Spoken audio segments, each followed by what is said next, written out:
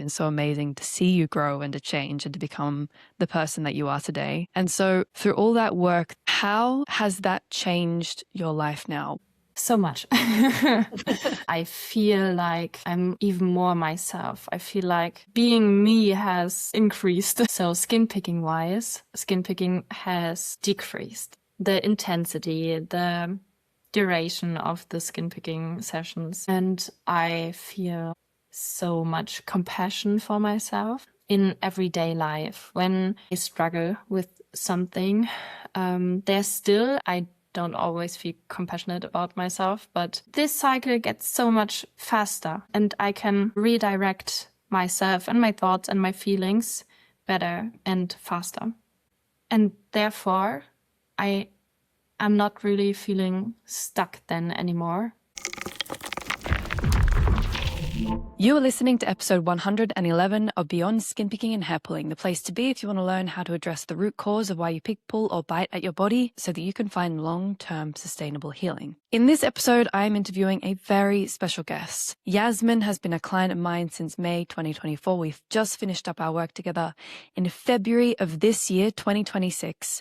And in this episode, we are going to explore her healing journey, where she was before we started working together and where she is now. So this is Yasmin's story of healing, hope, and truly learning the skills and the knowledge that she needed to help herself move forward and get unstuck, just as you are capable of doing. So make sure you listen all the way to the end of this interview. Allow the truth that healing is possible to wash over you. Allow yourself to be inspired, to feel hope, and also listen out for what Yasmin shares that maybe really strikes home for you, that really hits a chord for you, because probably that's something that will help you too. There is so much to gain from this incredible interview, and I'm so excited for you to listen. And real quick, before we dive into this incredible conversation, I want to invite you to share your story with me and to receive the support that you so deeply deserve. I've had some really incredible conversations with people over the past few weeks where they've shared their stories with me, and I've shared my insights into why these people are feeling stuck and struggling with chronic skin picking or hair pulling or nail biting. But most importantly, I share what I see for them in my experience of healing from 15 years of chronic skin picking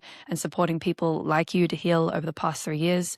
I share with them what I see will be the most powerful next steps to take in their healing journey. And this is free for you to access as well. Just go to the link in the show notes and book your free BFPA road mapping session with me and have an opportunity to share your story with me and feel deeply seen, heard, and understood and get tangible insights into what you can do right now to heal. I would just really first love to start with saying thank you so much for taking the time to do this, because we've been working together for, how long has it been? 1.5 years, I think, or more. Almost 2 years, I think. And your journey has really been really incredible to witness. And I know that you have so much wisdom, and just your story itself is going to be so powerful for people to hear. So thank you for your time. And I'm really looking forward to this. And so I guess the first place I want to start is, what was it like for you? I guess we'll go back to the beginning so we can build a picture of who Yasmin is. And what was it like for you when you were really struggling with skin picking before you started this work? So to start with, I have struggled with chronic skin picking I have to calculate, but since I was like 13 and now I'm 26, about to get 27. And it was at some time really, really bad because I simply felt completely stuck. I couldn't understand, where does this behavior come from? Why do I do this? And how do I get out of this? And I simply wanted it to stop, but I saw myself doing so much damage to my skin and feeling completely lost in myself with it. So I did pick at my skin on a regular daily basis, like in the morning, in the evening, and in between, whenever I needed to have a break from my emotions or something that was going on. And with time, I started to wonder and to work with it. Like, where does this come from? I Googled skin picking. I Googled, I pick at my skin and what is it? I can't stop. I pick at my skin and I can't stop. So this was the first time the name of dermatillomania and skin picking was introduced to me. And then, it went on for years that I explored why I have started with it and where it came from my family system I was living in, and what made it then stronger for me, what made the skin picking worse for me.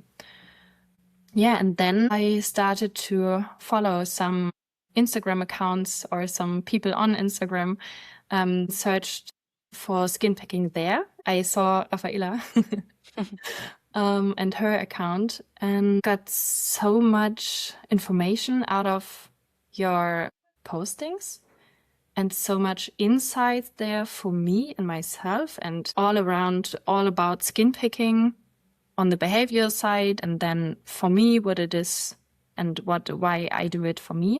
Yeah, but at some point, as I really had all the informations about myself and could really, I figured it all out by knowing the why, knowing the when, knowing my triggers, but then coming to the point of feeling completely stuck because I knew all of it and I couldn't evolve.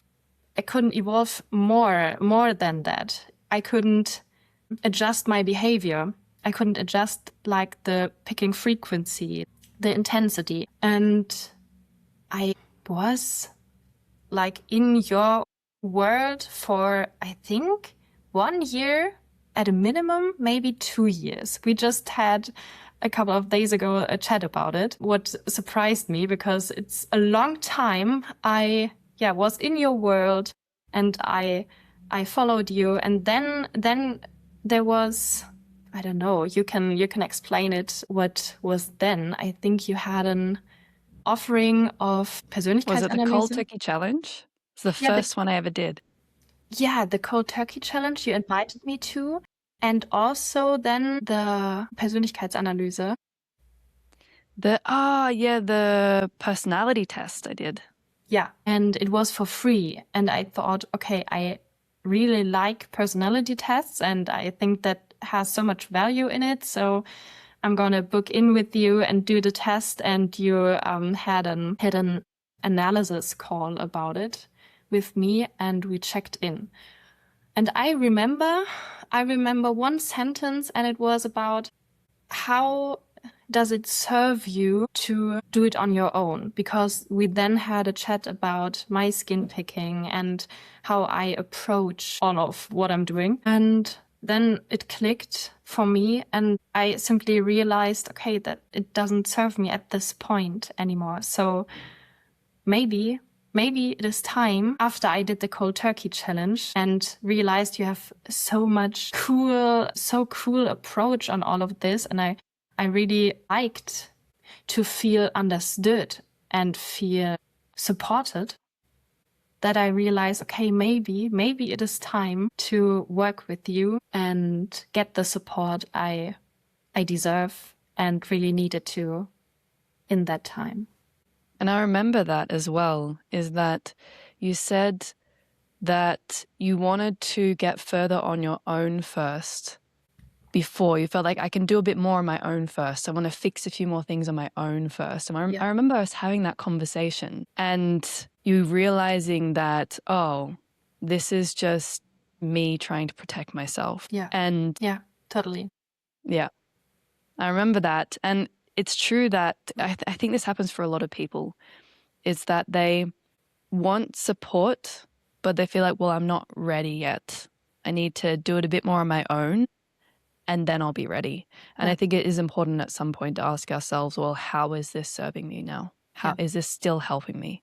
Yeah, because I remember it was the strong motivation for me to get all of this by myself. And I can remember that because in my family, from one person, when we reached out for help, this person would wanted something back in return, or it wasn't giving from the heart. But seeking for help was always a bit meh.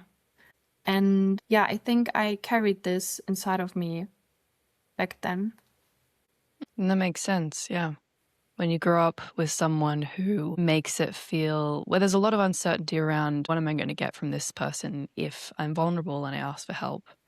So that makes a lot of sense. You said before that your home environment and how you grew up really contributed a lot to skin picking for you, and you see that really clearly now. So would you be open to sharing a bit about what you've noticed, the connection?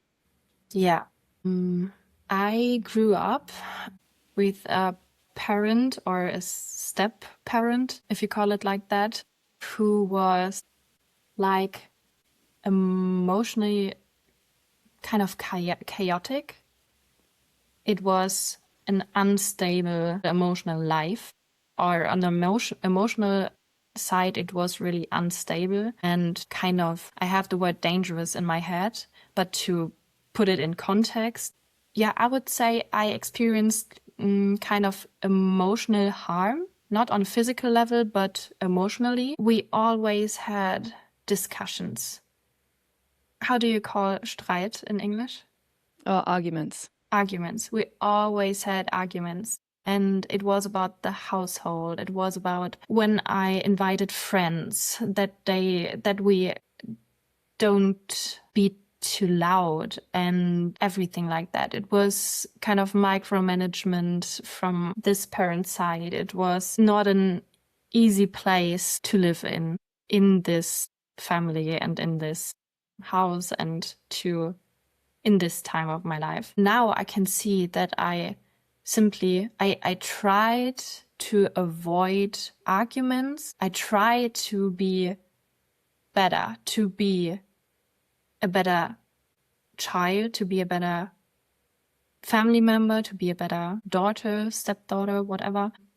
But it is really important to know that for some people, you never reach a common and healthy ground of agreement, and you can never reach their, what is the word? The standards?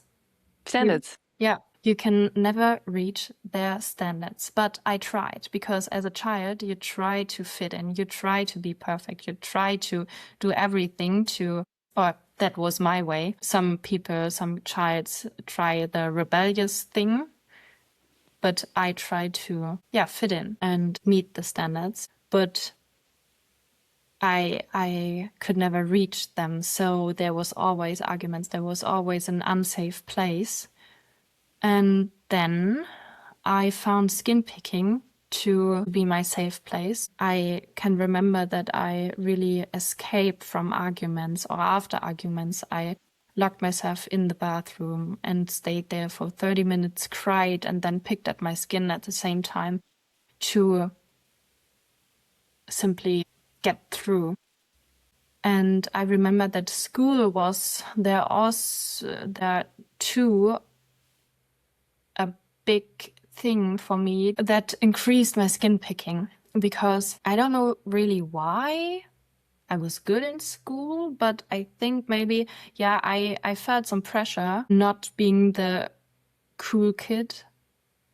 And I had some mobbing experience in Grundschule, elementary school. It's different in the US and Australia, and so just use whatever word you want. Okay. And just for the listeners, mobbing is bullying. Oh yeah. Yeah. Thank you. So I see this pattern of trying to stay safe by fitting in and not feeling safe to express myself authentically. So school was a bit of a place of pressure, and I see that I don't even the German word by now. Hochsensibel? Highly sensitive. Yeah. So after school, I really felt overwhelmed and needed a skin picking session to calm down after school. And just calming down and relax, kind of.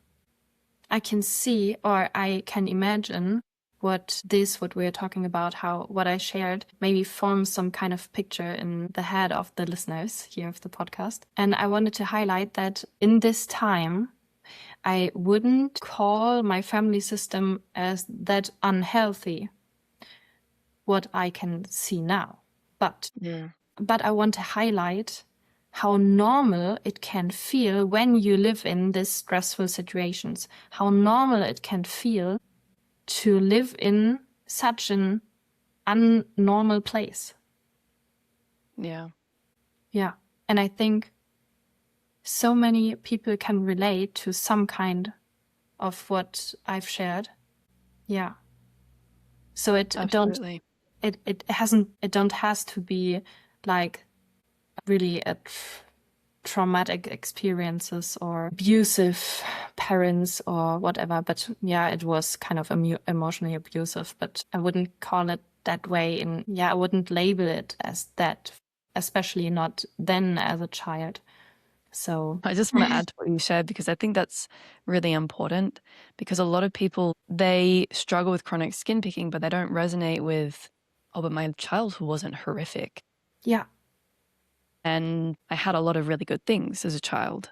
And it definitely we can start to dismiss the pain that we did experience then. And if you had many, and not just you, but listen as well, if you had many experiences of not being seen, heard, or understood, if you felt like you couldn't share your fears, your concerns, or that the idea of being vulnerable made you nervous. I mean, it's going to make everyone nervous, but if you felt like there wasn't space for that, then that is going to create a lot of pain, because that is how we connect as human beings. We connect through being authentic and open and vulnerable and sharing our emotions and just being these real messy human beings. But if we have parents or caretakers who cannot handle their own emotions, they then will not be able to handle your emotions as a child.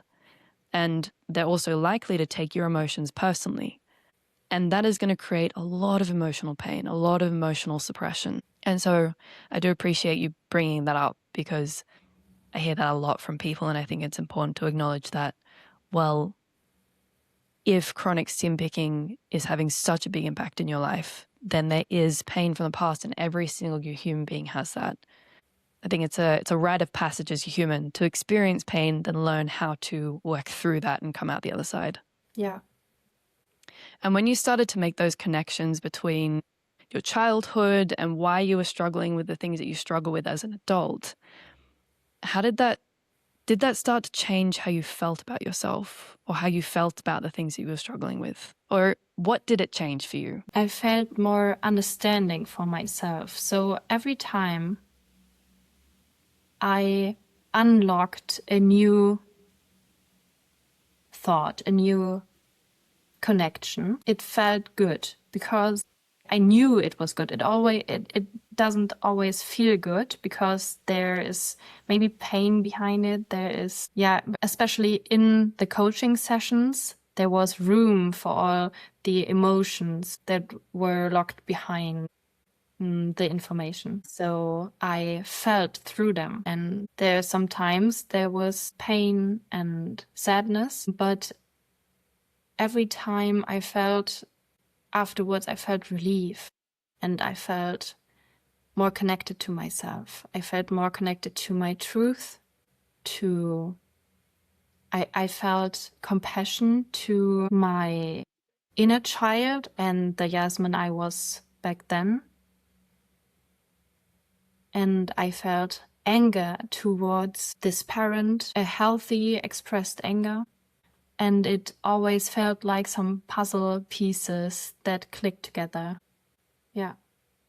It's almost like there's this deeper knowing that kept drawing you forward, kept calling you to take that next step, even if it was really uncomfortable. Yeah. And I'm seeing that before we worked together, there was a lot of connections being made already, a lot of understanding, but there was a lot of time spent in the head. Yeah. Right? And then when we started working together, that allowed you the space to start to travel back down into your body and really process all the things that you are understanding. Yeah. Yeah. I love how you put it into words and summarize what I say, because that's so on point. I'm glad. That's good to hear. And so then, what for you was the most significant thing that we worked through together? Like everything. What's something that stands out to you? So on that particular thing or that moment, that session, Yeah, let me think for a minute. take your time. We had so many amazing sessions. That's a difficult question. I think the most impact and so the most outstanding topic we worked on was really my relationship to that parent who is no longer in my life since 2018. So that's really great. And to really have the capacity to just look on it with a sense of relaxation, because I don't have to struggle with this person right now in my life anymore. So, and yeah, this relationship had such a big impact on me as a child, and even really, really raised some negative beliefs about me. So we did a great time working on that.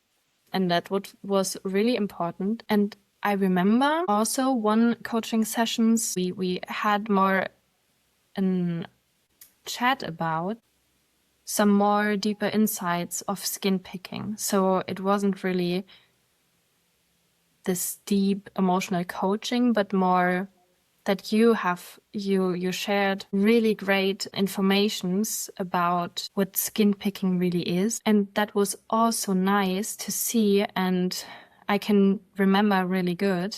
So this is also an outstanding thing for me, to realize skin picking is not simply a bad behavior you have to get rid of completely, but it is in a reduced and healthy way. It is a healthy behavior, and it is self-grooming. And to get this information was so important. And yeah, I remember that too really good. What did it do for you? What did it change to have that perspective shift? To feel more normal, and to I could then einordnen. Like organize? No. Restructure? Ja, maybe restructure. I could skin picking besser einordnen, what it is for me. And I'm a really visual person, like cognitive. I love it too, and I automatically get visual pictures in my head, and I think visually. So to have like kind of metaphors and pictures, examples, what skin picking is. I think you talked about the example that if you take a bird in a cage and it feels stressed because it's not the natural environment, and it tries to cope with the stress. It cleans its feathers more, and then maybe it gets to an unhealthy level. And to get to hear of this example, that really helped me to can you put it into your own beautiful words? What I want to say. That's really good. I like that stood out to you, because I can see that kind of the way it came to my mind as you were saying, because I'm also a very visual person, is it almost like it could be filed away inside the mind in a way that fits better. Yeah. Or it has a place. Yeah. It's not this thing that, it doesn't belong here anymore. It's like, it does belong, just in this capacity. And the example you used with the bird, that's one that I think a lot of people resonate with. So it's where this is something, if people who own birds or know a lot about birds, they probably heard about this. But essentially, it's a common thing for birds when they're stressed or neglected. Also, if they have skin conditions or hormone problems, they will over-groom themselves, and you'll see these birds that have no feathers or are missing patches of feathers. And for a lot of birds, when you take them out of that stressful environment and you put them into a healthy one where they can relax, where it's safe, where they receive love and care and food and entertainment as well, they get the mental stimulation that they need, they stop, and also companionship too. Then they stop picking or pulling at their feathers. And that's essentially, because I actually remember this session with you so clearly, that's really looking at, okay, well, how does my lifestyle support me, or how does it drain me?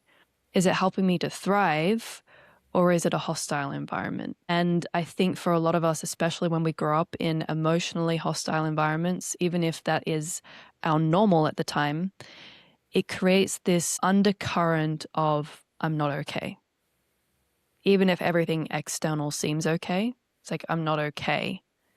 And then we constantly try and do things all the time to try and fix that we're not okay, when really it's learning how to sit with, like you said, that's another thing that we did a lot, learning how to really sit with the emotions that were coming up and process them and build that sense of safety inside yourself.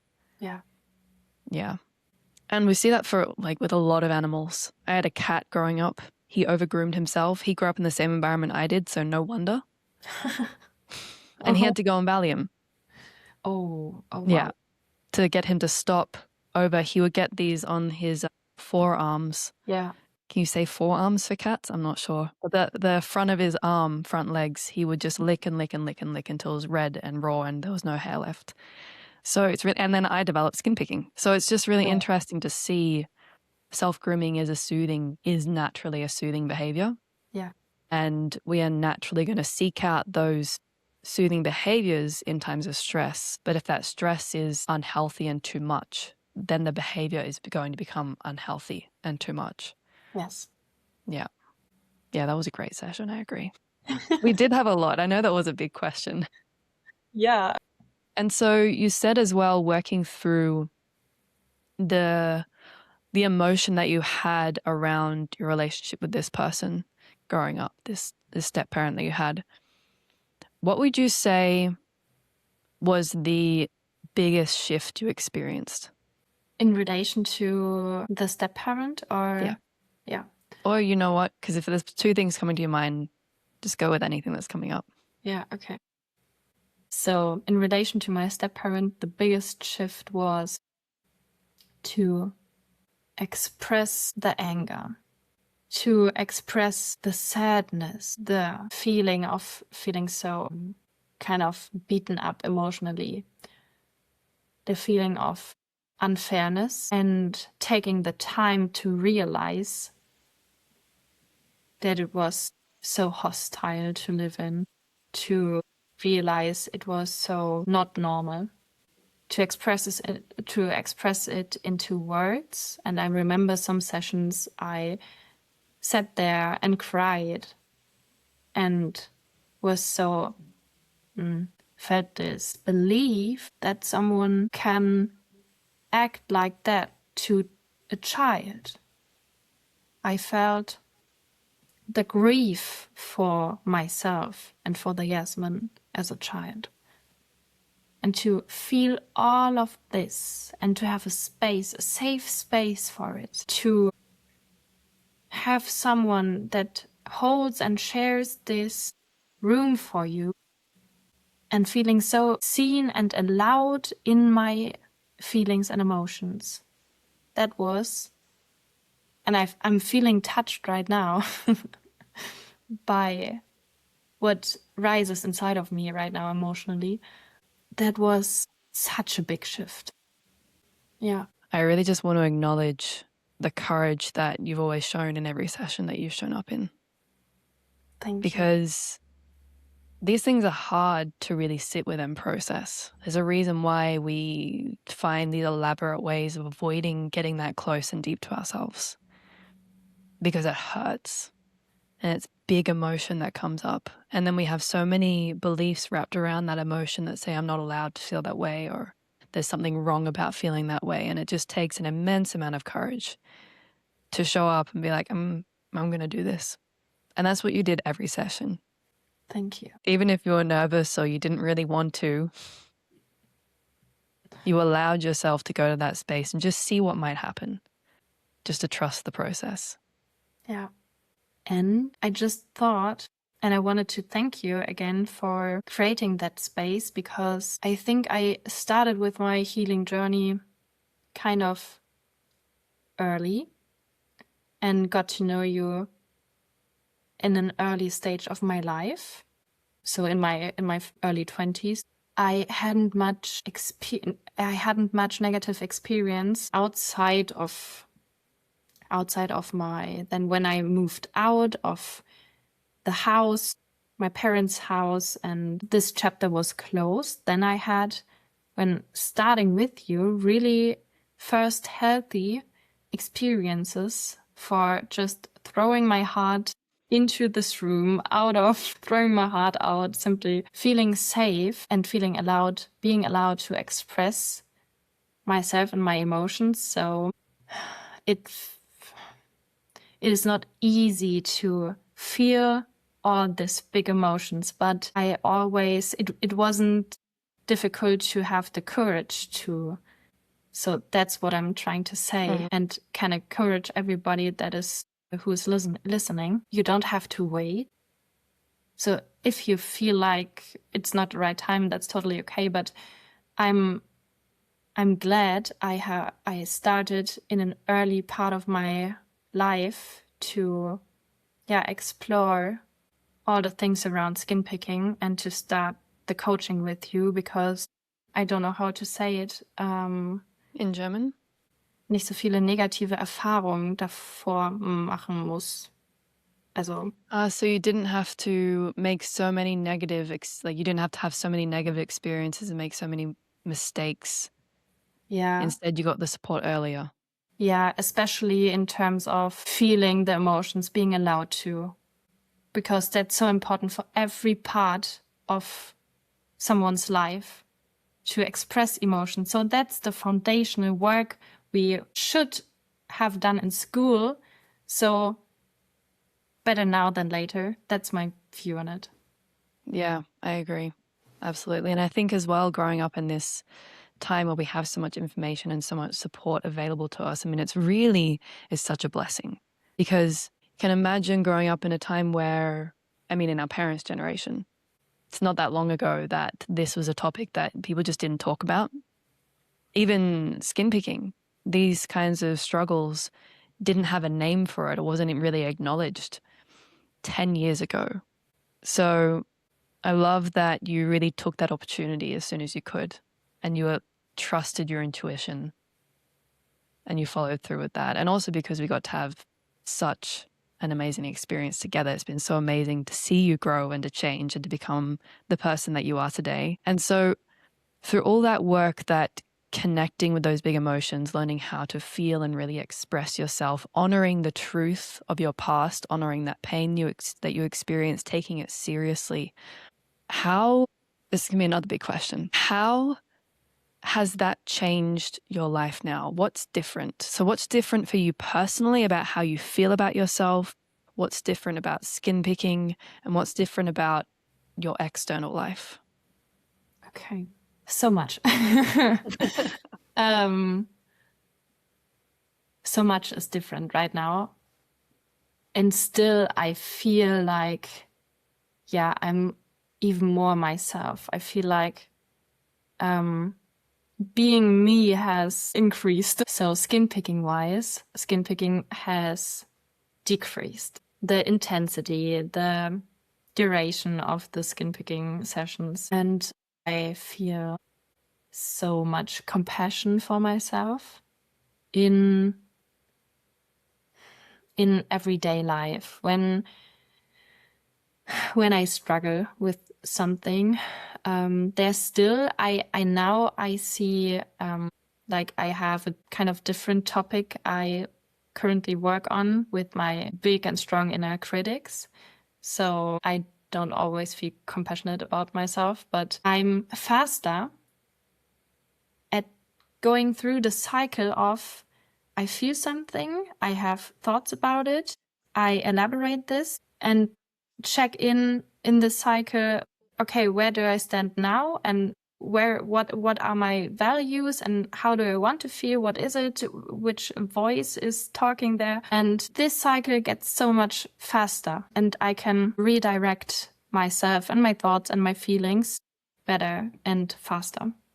And therefore, I'm not really feeling stuck then anymore. And on that, just real quick, because I'm hearing that you've learned the skills and you understand how to get yourself unstuck, and you also understand when you're getting into that loop or that spiral, how to interrupt that and how to help yourself, which is so important because that's the whole point of the work we do together. It's not just to give you that safe space to go through all the things you need to go through and process those things. It's also to teach you the skills to help you to do that on your own. So that most of the time in day-to-day life, you can help yourself. Yeah. Instead of feeling helpless or stuck or lost. And then, of course, we're human. So at some stage, we may need help again, but it's knowing that most of the time, I got this. I'll figure it out because you have the skills to figure it out. Yeah. And to help yourself. So I love that is something that you've taken away, because that is empowerment. To be able to essentially parent yourself when you're struggling. Yeah. You've become that safe, loving, grounded parent for yourself. And you know how to return back to that when you lose sight of it as well. Because life is life, and sometimes we are going to lose sight of that. We fall back into negative mental loops or bad habits or patterns. And it's those skills that help us to get out of it. So I think that's just awesome that's the first thing that you share, because it's really important. And then a second thing is, I also remember it was part one of our coaching sessions, how I put my boundaries and to be okay to be inconvenient to others. So in my relationship with my boyfriend, or that was a big struggle for me, relationships with a boss in a working place, to feel okay to not be perfect and meet every question, every Anforderung. Feedback? Yeah, or when the boss wants something from you and requests. Yeah, requests. Yeah. Yeah.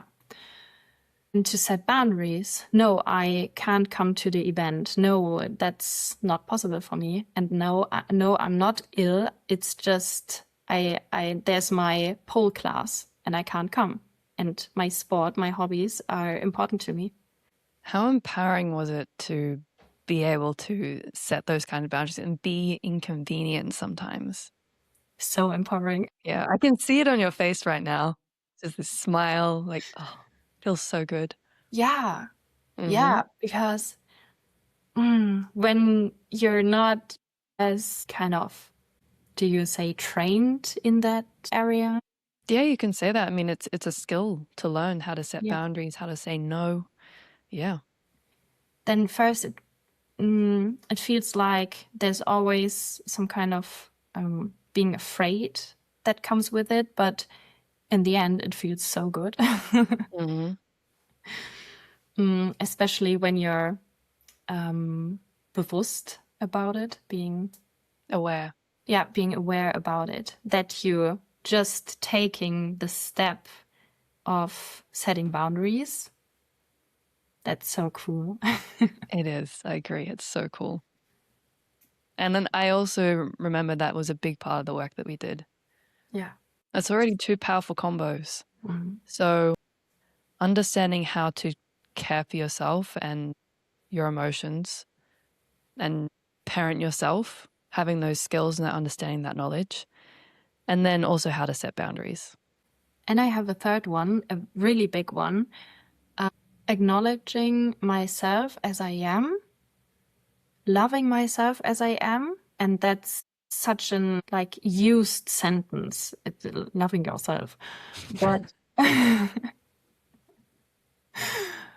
but exploring the path of I am like that, and I love myself like I am, what I bring with me, what my personality is in an evolving style, and that I'm highly sensitive. So what do I want my life to look like? I don't have to put myself into the box our society give and the box of expectations from others, but what do I want my life to look like? So I wanted my life to look like to have more room and space for myself to feel grounded and to relax. So it was, I made it possible for me to only work 4 days a week, not 5, to have a flexible job with flexible working hours and not 8 to 4 or 9 to 5. And now quitting my job and being fully self-employed. So really taking courage to shape your life, what you want it to look like and what you know fits for you. Because you can shape your own life. It is all possible. And maybe there are a lot of rocks in your way to first put to the side, but it's always there's always room for shaping, for exploring you. And that was also so empowering to know and to know I always have the control of expressing myself and shaping therefore my life. Very beautifully said. And just what you've described is such a beautiful example of what happens when we start to really connect deeply to ourselves and take ourselves seriously, really allow ourselves to feel and understand what is actually important to me and start to respect ourselves through setting boundaries.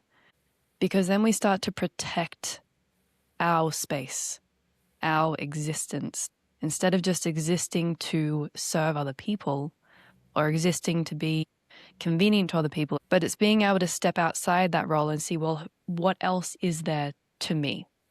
What lights me up? What's important to me? And then the more connected you get to yourself is like, just like you've explained, you start to be able to take action and change little things in your life that are more in alignment, which just feels so amazing, right? Yeah. It's these little choices that you make of, oh, this is right for me, even if no one else understands. That's when you get to start really living for yourself. And it's just so incredible to hear that this is what you have, all the work that we've done together, that is what you have been working towards for yourself. Yeah. Without even maybe really knowing it in the beginning. Yeah, sure. I thought it's only about skin picking. Right? Yeah. And then it turns out actually probably 90% of our sessions were not spent on skin picking. Yeah. Yeah. But then just share, what's the difference in the skin picking now? How has that changed? I want to start with first, as a result, you can see that my skin has improved so much. So I still get pimples, I still get breakouts, I still pick, but I don't use skin picking as emotional regulation anymore. I would say it is more about the more about the skincare type of thing, or still a bit of Gewohnheit. Like you're used to it. Yeah.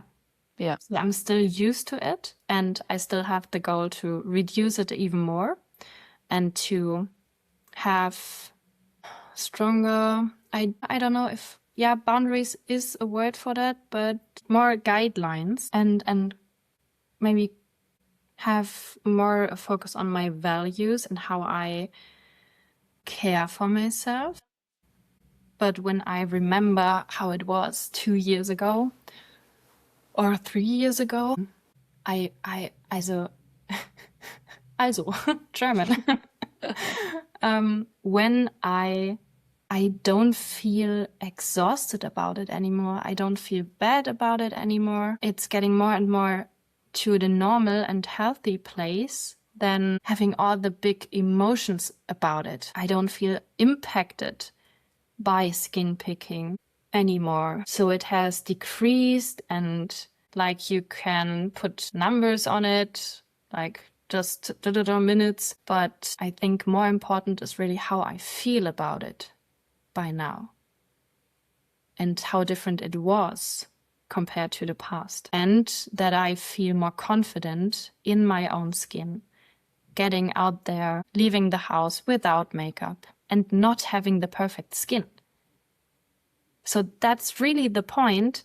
In the end, maybe you don't have your perfect skin you want to have, but you don't limit yourself. I don't limit myself and restrict myself because of my skin. Maybe.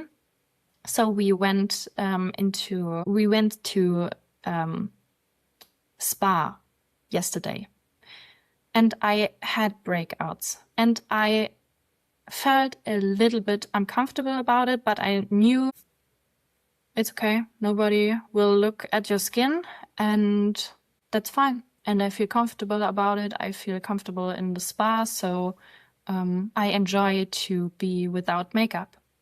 And this gives so much peace, because as I struggled with the chronic skin picking and we hadn't our coaching, I only got into spa or into Schwimmbad. Like a swimming pool. Yeah. Yeah. Yeah. Do you call it swimming pool even when it's a big building for everybody? There might be another word for it, but it's like there's a swimming pool where you can go and do laps or kids play. Yeah. Yeah. Yeah, basically. I went there with makeup, water-resistant makeup, and felt so cringe and uncomfortable in my own skin. And the freedom you get, the freedom I have now is just difficult to put into words. I can see it on you. There's this deep self-acceptance that's now there for you.